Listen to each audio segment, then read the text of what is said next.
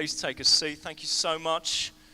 Sarah and Zahara are going to count that up and put the pledge forms together, and we'll let you know. So what we want to see is we want to see Croydon come to know Jesus. And you might be thinking, well, why? I don't know if you do think that. Why? Why do we want Croydon to come to know Jesus?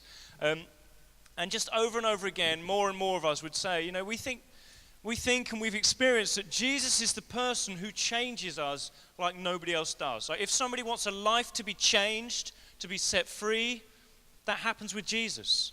In a way, it doesn't happen anywhere else. And so we want to see Jesus. We want to see people meet Jesus.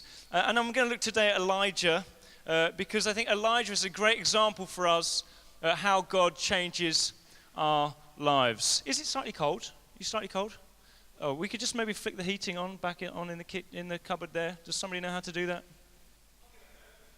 There's a big button that says on. So Elijah was a prophet who lived in Old Testament times. We read about him in the book of 1 Kings. And God had called his nation Israel to be his representatives to the world. And then Israel kept on messing it up and not being his representatives. He found it. He found the button. So he kept on not being the representatives. And God would send prophets like Elijah to say to the people, come on, like you need to represent God to the world. And often there'd be a battle between the king over the nation, who was getting everybody to just do whatever they wanted that worked best for them, and then the prophets who wanted everything to work for God and for the nations. And Elijah is in conflict with a man called Ahab. And Ahab was the king, and Ahab was a baddie. But you know what? These are the kinds of stories I love. As bad as Ahab was, his wife was worse. Jezebel. Have you heard the word Jezebel?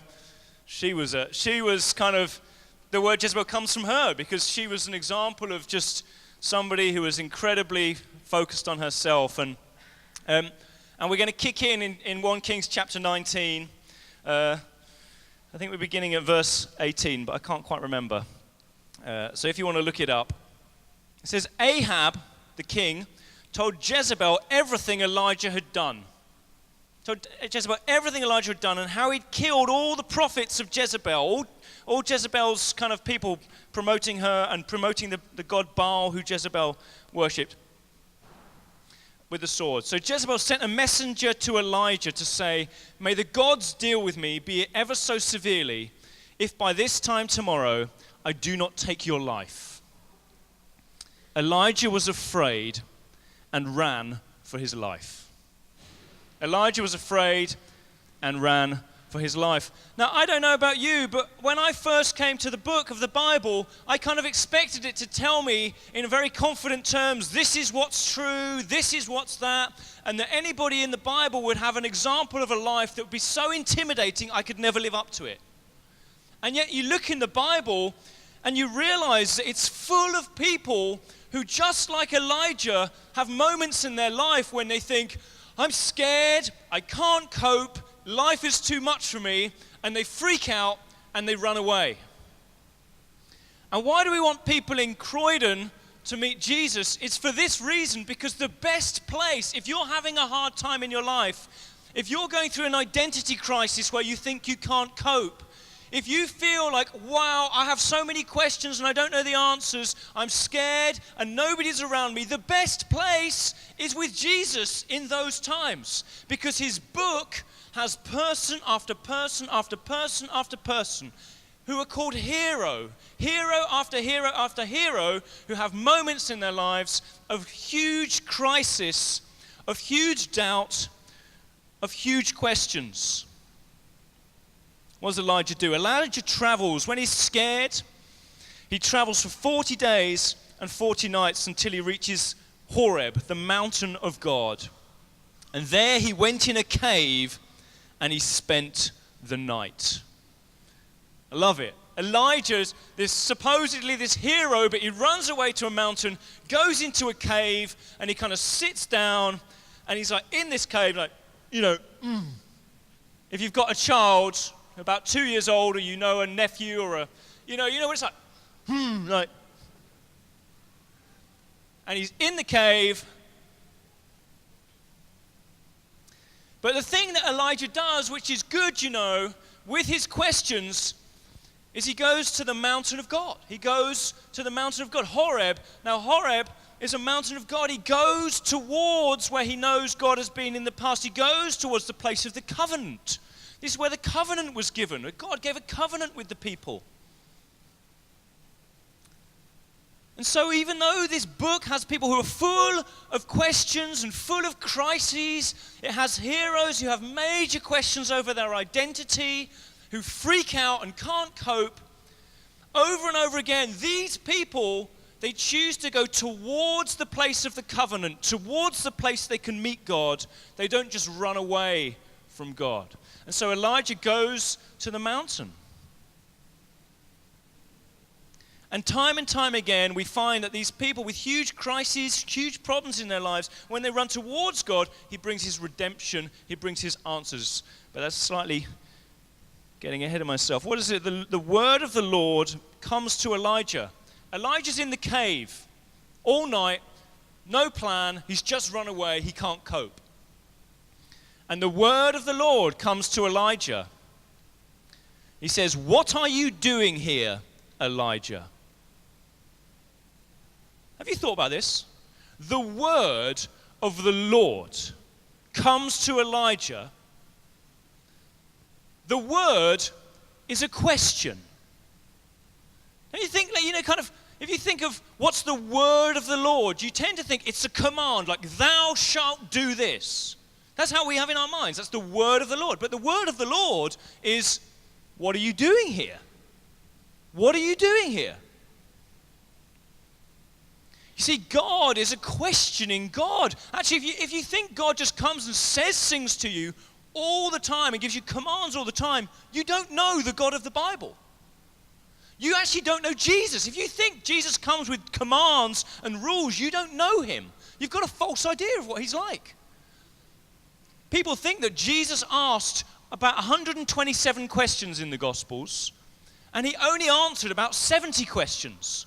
He only gave about 70 clear statements, but he asked way more questions than he answered. So if you want to know what Jesus is like, he's a questioner. He asks you lots of questions. But he asks really good questions. In fact, he asks questions that often kind of go into this crisis and identity thing that's going on for us. He says, "What are you doing here, Elijah?" And Elijah's like, What am I doing here? What am I doing here in this cave? Have you ever had God ask you that question? I feel quite regularly he asks me this question. What are you doing here, Tom? And I'm like, what am I doing here? Why am I on a stage with a microphone in my... Why am I doing this? Why are you here? Why are you in church? Why are you here? Have you got an answer to that question? Or is it just, that's just what I do? I just show up. I think I'm probably meant to do this, aren't I? Why are you here? My grandfather, he was a very spiritual man. He used to say this to me. He used to say, "Why are you?" He didn't even get to the end of the sentence. Just, "Why are you?" Like, what? What do you mean, what? What do you mean, why am I? What God will do over and over again is he comes to you with a question that actually exposes some of the stuff in your life that he wants to heal. He'll come with a question that drills into, who are you? What are you looking for in life? The first question that Jesus asks in the Gospel of John, the first thing he says, he doesn't say a single word for the first most of the first chapter. And then he's walking along, it says, and Andrew and somebody else are walking behind him. And the first thing Jesus says in this gospel is this: "What do you want?" What do you want? That's what Jesus is asking you. What do you want? The question softens you for healing by exposing the real issues in your life. The best way to miss out on God changing you is to ignore his questions. The best way to miss out on God bringing you freedom is when he asks you a question, to just ignore his question. I know so many people, and they say to me, I've got so many questions, and they think what they're meant to do is they're meant to take their questions, hide them away from God, and live their life of faith here, and their questions are over there. Do you know what? Those questions have been prompted by God. God has caused them to have these questions, and then they don't realize that, so they think, I better not bring that question to God. It's God who made you ask those questions.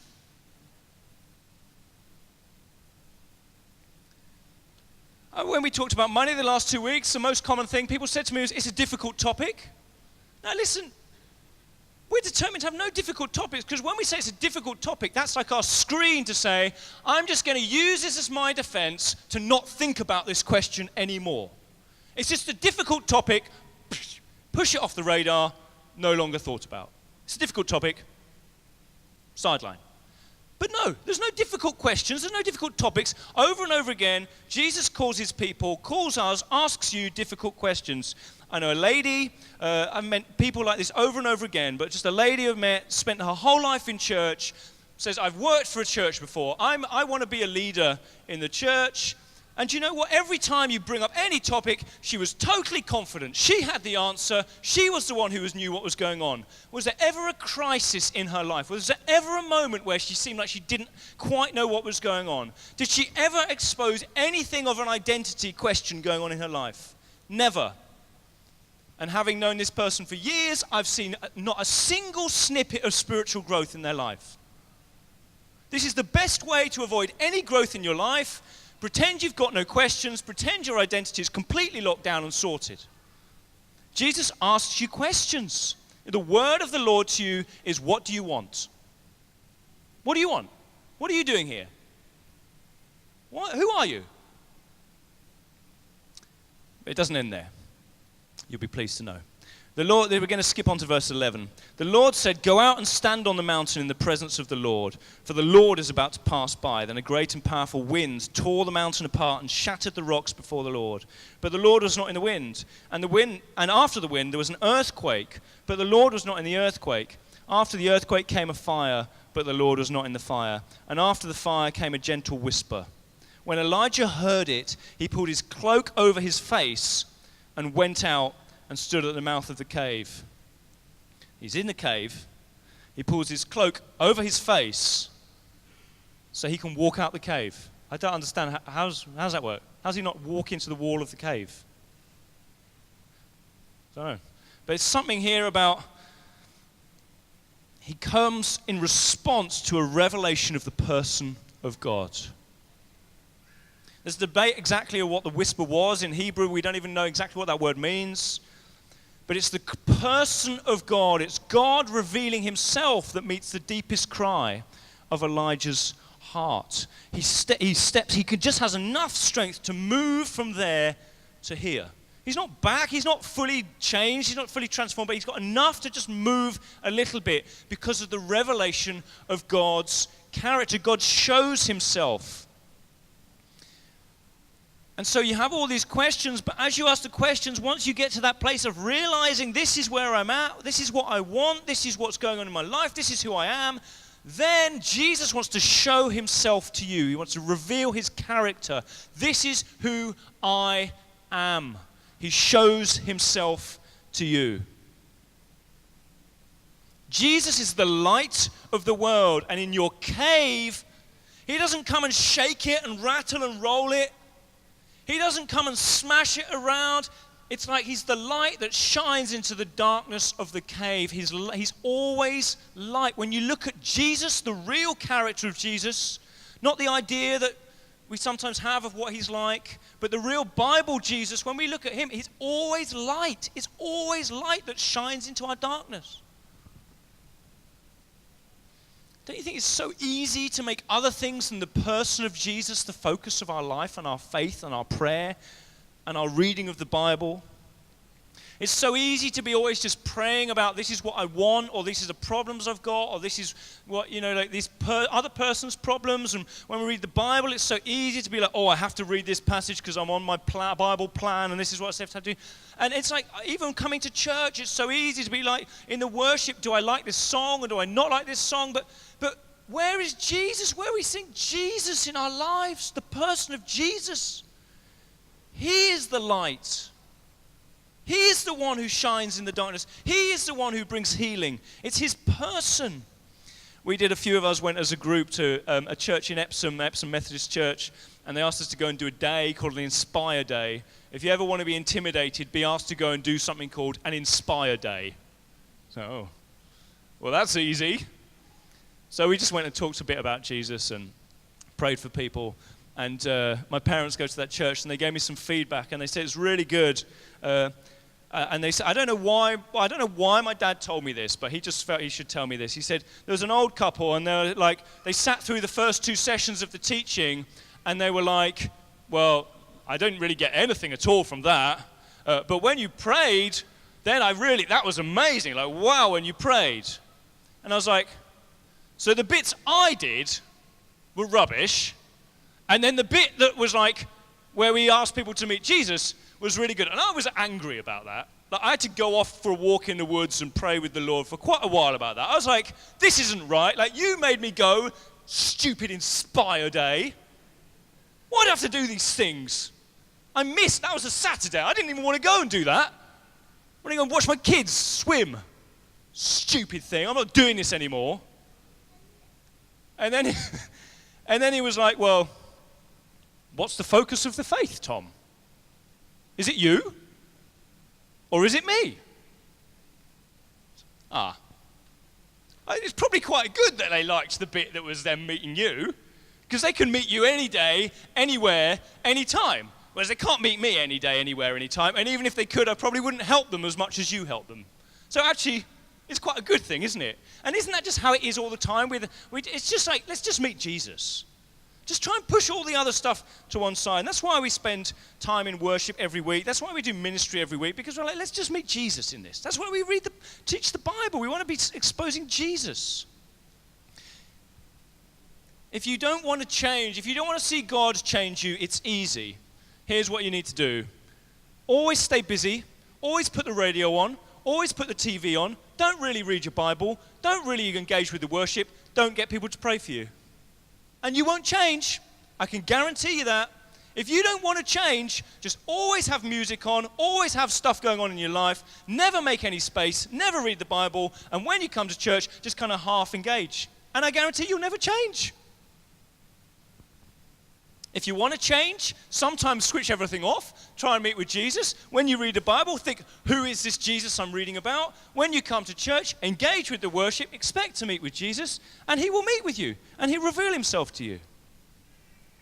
Finally, and I'm not going to get into this, we haven't got time, but verse 15, the Lord says to Elijah, go back the way you came and go to the desert of Damascus. When you get there, anoint Hazael, king over Aram. Also anoint Jehu, son of Nimshi, king over Israel. And anoint Elisha, son of Shaphat, from Abel Meholah, to succeed you as prophet. So after you've asked some really good questions, and after you've seen Jesus, the way to really grow, the way to be really transformed, is go and invest in 2 or 3 people. Go and anoint 2 or 3 people to become what God has called them to be. I meet Christians who want to be used by God, and when I say to them, well, who are tell me the names of 2 or 3 people who you're investing in, they can't tell me the names. They tell me some names. We had a friend, Jay Pathak, who he was like, tell me the name of somebody you're discipling, and we tell them the name, and he goes, right, can you give me their phone number? I'm going to phone them right now and ask them if you're discipling them. And I mean, that's full on, right? But if we want to grow, we invest in 2 or 3 people. Do you know, this is the way to do it. Are you investing in 2 or 3 people? Are you trying to see them become what God's called them to be? Are you trying to anoint them to become the king of this, or the prophet of that, or the pastor of this, or the evangelist of that, or the administrator in this area? I mean, there's so many things. 2 or 3 people, we meet now more and more church planters, more and more people who say, I want to plant a church. And every time it's like, that's amazing, we love that. We pray that there'll be many from in this community who go and plant churches and do things like that. But over and over again, they'll be like, these are the events I'm going to put on, and these are the projects I'm going to do. I'm going to run a project, a compassion project in the community, and I'm going to do these events, these services. And you know what? Over and over again, it's like, but you've got it wrong. It's not about that. It's about people. Who are the 2 or 3 people? How are you going to offend the people? Spend time with the people. If we get a building, we'd love to get a building. It's going to be a disaster if it just all becomes about a building. It's got to be about, this is a place we can meet people. It's got to be a place where we meet people because it's all about people. The kingdom of transformation is about people. And when we meet them, we do the things that Jesus has done to us. We ask them great questions, first of all. We don't just go in with, this is the word of the Lord, blah, blah. We go, this is the word of the Lord. What do you want? What do you want? Why are you here? In this cafe, why are you here? Why are you here doing this, what you're doing? Why are you here? That's the word of the Lord. Then we get them to a place where they can encounter the person of Jesus. Bring them to church, take them to an alpha group, meet them one-on-one, get them to read the Bible, get them to encounter the person of Jesus, and that's it. That's it. If you're a parent, ask your kids great questions. Why are you doing that? Why are you doing that? Why do you want to do that? What are you thinking? Are you insane? Like why, ask your kids great questions and get them into places where they can encounter the person of Jesus. If you are in a workplace, find 1 or 2 people you think, I can ask these people great questions. Just ask them great questions. What's going on in your life? What do you want from your life? Who do you think you are? Blah, blah, blah. And then try and get them into a place where they can encounter Jesus. This is the stuff. This is the stuff. It's time to pray so you can encounter Jesus.